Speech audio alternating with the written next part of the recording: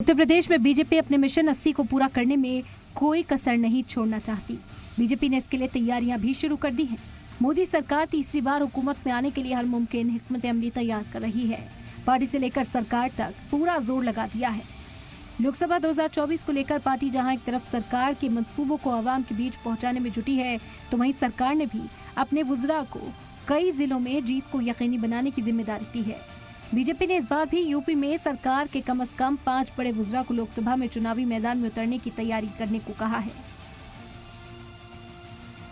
इस बार 2024 के चुनाव में पार्टी का विचार पार्टी की तैयारी है कि हम उत्तर प्रदेश की सभी 80 सीटों को जीतें।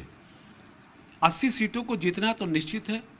भारतीय जनता पार्टी उसके लिए जोर शोर से तैयारी कर रही है। जिन 14 सीटों को हम हारे थे, उन सीटों पर भी राष्ट्रीय स्तर से लगातार पार्टी के नेताओं का मार्गदर्शन और तैयारी चल रही है।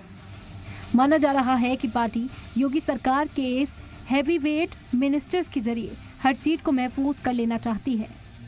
बीजेपी योगी आदित्यनाथ सरकार के दिग्गज वुज़रा को लोकसभा चुनाव के मैदान में उतारने की तैयारी में है। जरा के मुताबिक इस लिस्ट में डिप्टी सीएम केशव प्रसाद मौर्य और ब्रजेश पाठक का नाम शामिल है। हालांकि ये सभी नाम शोहरत में हैं। 2019 के चुनाव में भी पार्टी ने योगी सरकार के 4 वुज़रा को चुनाव लड़वाया था। बीजेपी 2019 की हारी हुई लोकसभा सीटों पर भी पूरा दमखम लगाती दिख रही है।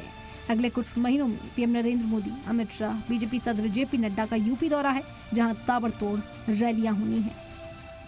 ब्यूरो रिपोर्ट, जी मीडिया।